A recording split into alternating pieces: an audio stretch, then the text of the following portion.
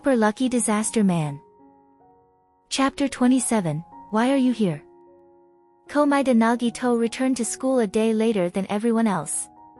However, because Komaeda Nagito often found himself in unfortunate circumstances, like getting hit by falling objects, being kidnapped, or getting into car accidents, everyone had become accustomed to it by now. In fact, Komaeda Nagito's homeroom teacher was quite worried, and they specifically asked him about the results of his health check. After confirming that there was nothing wrong, they finally sighed in relief and sent him back to the classroom. The day passed uneventfully. If anything noteworthy happened, it was only that his landlord called Komaeda Nagito, saying they wanted to talk with him after school. Komaeda Nagito thought to himself, so, it's finally happening, and agreed to the landlord's request. Yesterday, when Komaeda Nagito returned to Tokyo and went to retrieve his luggage that had been left behind on Reigo Island due to him turning into a cat, Ayatsuji Yukito had already hinted at this development. "Here, your luggage," Ayatsuji Yukito said as he dragged Komaeda Nagito's suitcase to the door. The hotel collapsed, so it was stuck under the rubbles. "There's still some dirt on it, so clean it yourself when you get back." "I'm just glad to get it back, I don't mind at all. Thank you for looking after my luggage, Ayatsuji-sensei." Ayatsuji Yukito had grown relatively accustomed to Komaeda Nagito by now, but despite being young, he still couldn't get used to Komaeda Nagito's flowery compliments. The moment he heard that overly polite tone, he immediately cut him off. "It's nothing. The police were the ones who dug it up for you. I was just holding onto it for safekeeping." "I see," Komaeda Nagito replied in his usual calm tone. "Well, the police sure had their work cut out for them." Ayatsuji Yukito let out a cold snort. "Their hard work is far from over." Komaeda Nagito slowly blinked, taking in the comment. "Anyway, it's got nothing to do with you. Go home and pack your luggage," Ayatsuji Yukito said, not bothering to speak much more as he started dismissing him, acting as though he wasn't too close to Komaeda Nagito.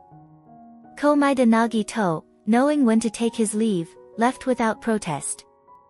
Things like this, Ayatsuji Yukito would never explain in detail, but with Komaeda Nagito's intelligence, there was no issue understanding the underlying meaning. First, Ayatsuji Yukito was clearly under surveillance, and he wasn't too happy about it. Plus, he was likely going to get involved with the police, or rather, with the special division, and it would probably be their bad luck. Second, it was clear that this matter didn't involve Komaeda Nagito directly, and when Ayatsuji Yukito mentioned packing his luggage, he wasn't just referring to the belongings from Reigo Island that Komaeda Nagito had just retrieved.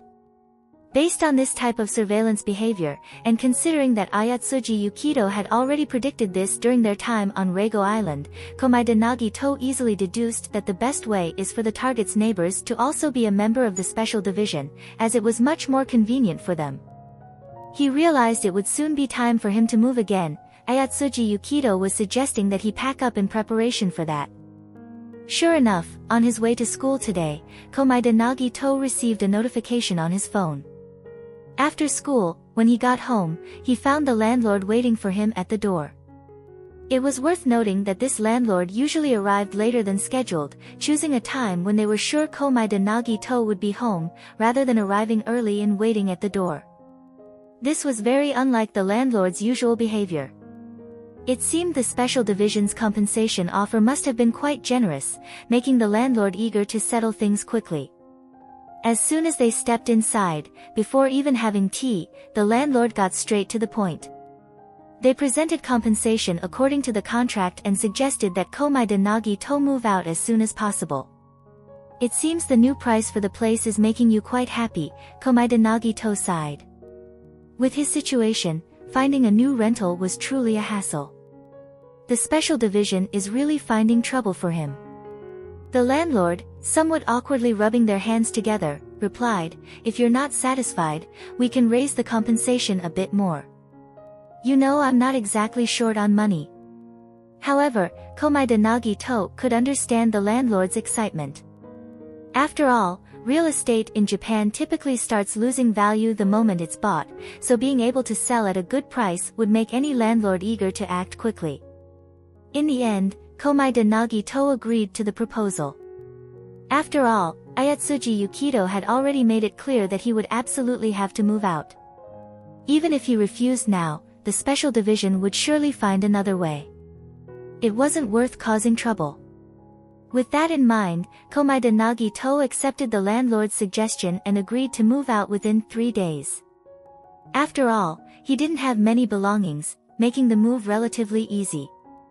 At worst, he could send some of the less frequently used items to Yokohama in advance. As for where he would stay in the meantime, Komaeda Nagito began to consider his backup plan, which involved staying at a hotel for a short while until he found a new place to rent.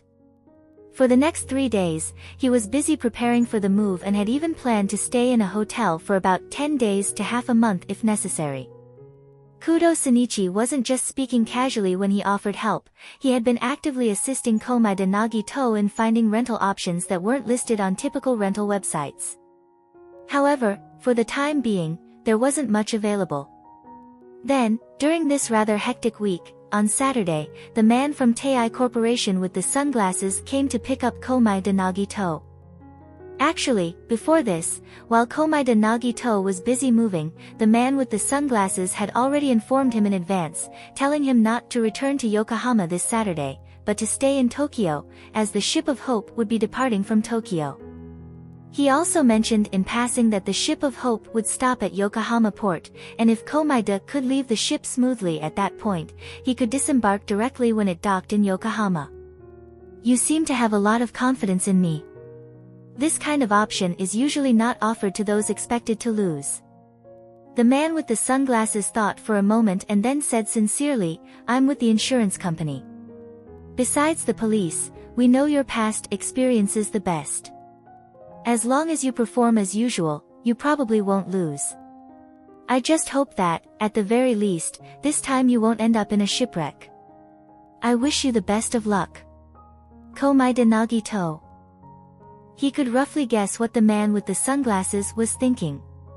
But in his decade plus of life, after buying so many tickets, he'd only experienced one actual shipwreck, and another time he didn't even board the ship at all.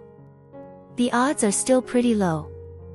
No matter what others thought, Komaeda Nagito was determined to board the Ship of Hope, whether it was because of the hopeful name or the event organized by the group gathering countless people filled with despair, both deeply intrigued him. On Saturday evening, when the time came, the man with the sunglasses arrived at the hotel to pick up Komaeda Nagito. As they drove, Komaeda Nagito asked, "What do you all do on this ship, gathering so many people filled with despair?" "Sorry, that's confidential." Even participants can't be informed. "I'm not too sure about the past events, but this time, it's related to gambling, right?" The man with the sunglasses nervously glanced at Komaeda through the rearview mirror. "How did you know that?" "Because you let it slip when you tried to convince me not to go earlier." "Ah." The man with the sunglasses looked like he was about to break down. "Sorry, could you pretend you didn't hear that? If my superiors find out I slipped up, I'll be in trouble. I'm not that loose-tongued. But if you tell me everything you know." "Ah, regarding this confidential project, how about telling me what the previous ones were like?" The man in sunglasses, "I really don't know that much." Though he said that, the man in sunglasses still compromised. He had already gotten this far, and letting a slip of the tongue ruin everything now would be tragic. Better to salvage the situation a little. After all, as long as Komaeda Nagito was satisfied, there shouldn't be an issue, right? Thus, Komaeda Nagito successfully acquired information that couldn't be found anywhere online, gaining a general understanding of the Tei Corporation's chairman. Overall, he seemed like a rather sinister old man, fitting a type that Komaeda Nagito despised, someone who simply enjoyed pushing people into despair and watching them struggle. It was so base, like trash, similar to the remnants of the despair faction. However, Komaeda had to admit that even though this wasn't the chairman's original intention, in an environment so filled with despair, it was indeed the perfect stage for a dazzling display of hope. That's why Komaeda Nagito was genuinely looking forward to this trip.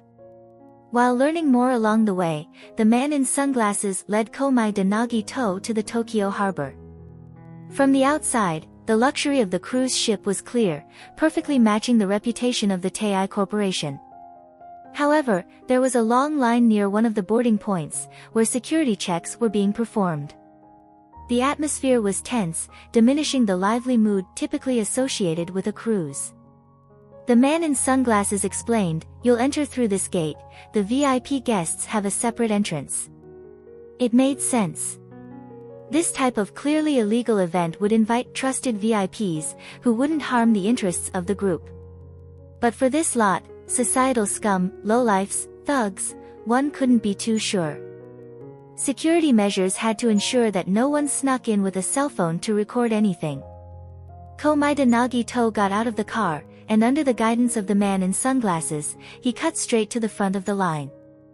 The person responsible for security checks was momentarily bewildered upon seeing Komaeda Nagito. Having worked this job 3 or 4 times, he knew exactly what kind of people participated in these events aboard the cruise ship. Their eyes were dull, their clothes casual or even filthy, and they carried an aura of despair, gloom, and restlessness. In short, they were fringe members of society, some so desperate, they might even kill for money.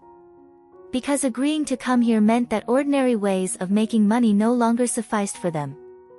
They were likely drowning in debt or urgently needed cash. People in that situation had no energy to take care of their appearance or maintain a positive demeanor. But this silver-haired young man was different. He was dressed cleanly and with style, and his clothes looked expensive. His hands were casually tucked into the pockets of his coat, and his posture was confident as he calmly observed his surroundings. There wasn't a trace of panic about him, and he stood out starkly from the other people in line. This was not someone who appeared desperate, hoping to grasp onto one final glimmer of hope through this event. A guest's child, perhaps? "You should head to the other entrance, this place is for, well, people like them," the security guard said bluntly, gesturing at the crowd. None of those being referred to even reacted. They had lost their sense of dignity. It was as though they lived in a different world from ordinary people. These individuals were willing to do anything for money. A few harsh words meant nothing to them, and if they were paid to be hit, they would probably volunteer for that too. The man in sunglasses, facing his colleague's incredulous look that seemed to question his judgment, could only respond in mild exasperation, "No, he's actually a participant." The security checker looked shocked. Did his family just go bankrupt? No, actually, the company still owes him money. It seems like he's here just for fun. Honestly, I think he's out of place standing in line, let's just get him inside quickly. The security checker glanced at Komaeda Nagito with confusion, inwardly cursing. Nowadays, watching a bunch of down-and-outs display the harshness of life wasn't enough, the rich had to join in to see the spectacle up close too. Wealthy people's minds were hard to understand. Unable to resist, the security checker tried to dissuade Komaeda Nagito, who clearly didn't fit the situation. "It's full of shady people inside. Even though we have security, those guys can still do all kinds of unpredictable things. Maybe it's better to reconsider." Komaeda Nagito shook his head. "I've already made up my mind." "Alright then." The security checker realized he couldn't change Komaeda Nagito's mind and softened his tone, his attitude completely different from before. "Apologies, I just need to check if you're carrying any prohibited items. Could you hand over your phone?" Komaeda Nagito willingly handed over his phone and cooperated as the security device scanned him. Once that was done, they let him proceed inside. The man in sunglasses bowed as he bid farewell to Komaeda Nagito. "Please take care on your way." Seeing this, the security checker quickly followed suit, bending at a 90-degree angle. "Please take care on your way." The people lined up behind them. What the heck, isn't this special treatment a bit too much? Whose kid is this, coming here with such a calm attitude? Even though the event hadn't started yet, and they hadn't even boarded the ship, some people's moods were already sinking. Komaeda Nagito climbed up the stairs and boarded the ship, entering the interior of the luxurious vessel. Inside, the place was brightly lit, and countless whispers blended into a murmur, creating a peculiar bustling atmosphere. As he moved further into the floor, apart from those clearly there to participate in the event, only a few men in black sunglasses were present, maintaining order.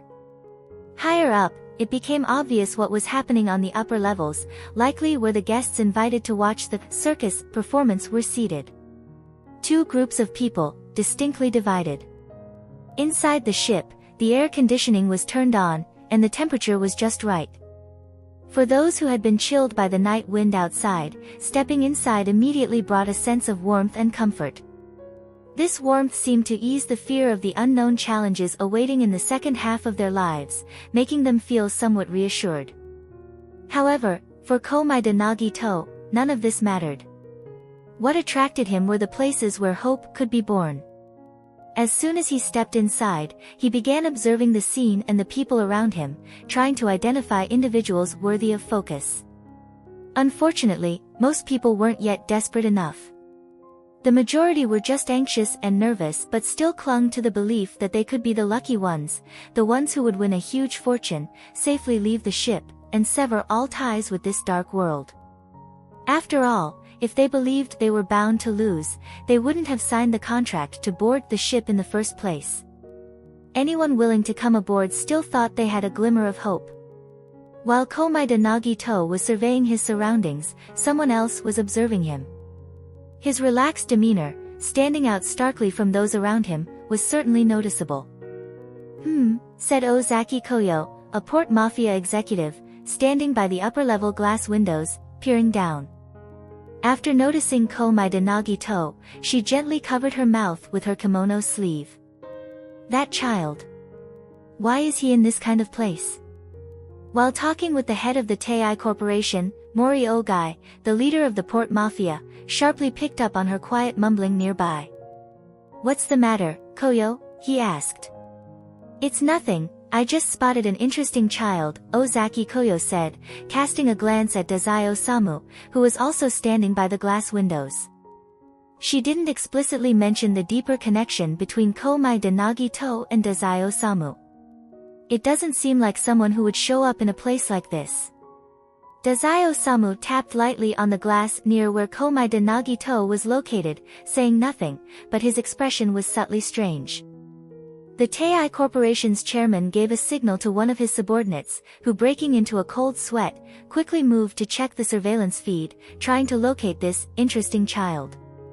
Who the hell are they talking about? Couldn't they at least describe where he is or what he looks like? But superiors rarely made sense. If you couldn't deliver, it was your incompetence. And when the time came to replace you with someone who could do the job, you wouldn't even have a chance to complain. All he could do was try his best to fulfill these unreasonable demands. Fortunately, based on the direction of Ozaki Koyo's gaze and their earlier line of sight, the search area wasn't too large. Especially when he started adjusting the cameras, he quickly realized that the assessment was correct. This person really didn't seem like someone who belonged here. In particular, there was a noticeable circle of space around the boy, with no one willing to stand near him. The surveillance screens were small, but the chairman had a large screen specifically for his own viewing pleasure. The staff quickly projected the image of the silver-haired boy onto the main screen. Both Yodo Kazutaka, the head of the Tei Corporation, and Mori Ogai, the leader of the port mafia, shifted their attention to the image. Yodo Kazutaka was curious. After all, this was an event he had orchestrated. Any strange figures appearing naturally caught his attention. Mori Ogai, on the other hand, knew that Ozaki Koyo wasn't one to make a fuss over trivial matters, so the fact that she took notice indicated something truly unusual about the boy. As their conversation had yet to touch on serious topics, a change of subject for some entertainment seemed fitting. Staring at the silver-haired boy on the large screen, Yodo Kazutaka furrowed his brows. Who found this person? Yodo Kazutaka asked with dissatisfaction. I wanted to see the rawest side of human nature, which is why I had you gather those who have been pushed to their breaking point. What's the deal with this kid? Is he here to cause trouble? Tei Corporation's deputy leader, a middle-aged man named Tonagawa, quickly reported, "This is a special quota, arranged as part of a deal with the insurance company." What? Yodo frowned in confusion. Since when does a minor have the ability to negotiate terms with us? The deputy coughed slightly and explained, "Chairman, I'm not sure if you recall. This kid, his name is Komaeda Nagito. He's considered a high-risk individual in our insurance division. His name appears in our annual reports every single year." Yodo Kazutaka. Damn, he really did remember. For someone like Yodo Kazutaka, at his level of influence, there were very few names that left an impression on him. He could still recall the names of his second and third tier leaders, but by the time it got to the fourth tier, remembering names became a struggle, and he often needed someone to remind him. This was actually quite disrespectful. Under a different company leader, such disregard for people could have led to a lot of behind-the-scenes complaints. But is the chairman of Tei Corporation an ordinary person? Of course not. If he remembers your name, it's an honor. If he doesn't, well, that's just normal. Important people have busy schedules, no one would harbor resentment just because of that. For Yodo Kazutaka to have an impression of someone, or even to remember their name, it spoke volumes. Mori Ogai, listening to this peculiar introduction, found it quite amusing.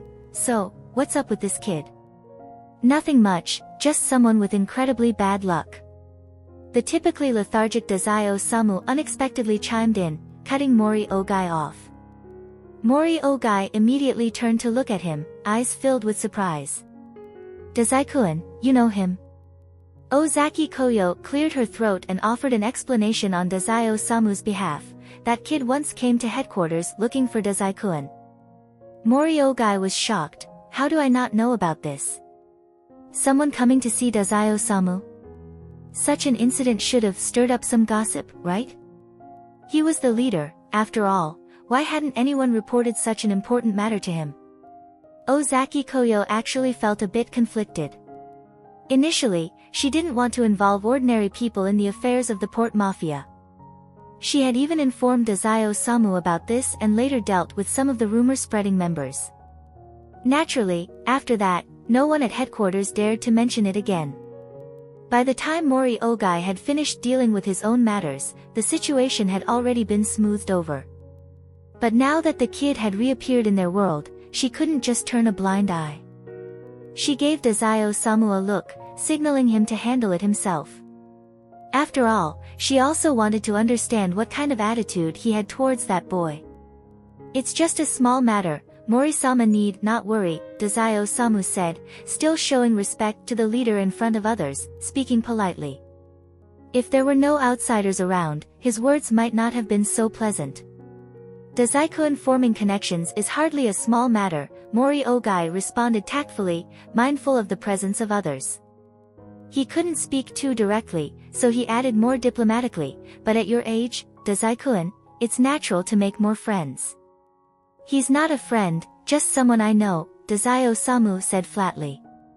Ozaki Koyo stood to the side, her gaze subtly fixed on Dazai Osamu. "You didn't say it like that in the elevator last time." This wasn't a good sign. Considering Dazai Osamu's status, for him to casually declare someone a friend in a dangerous situation didn't necessarily mean he truly valued the person. Otherwise, he would certainly consider whether his actions might endanger the other party. However, even a joke can sometimes carry a hint of sincerity.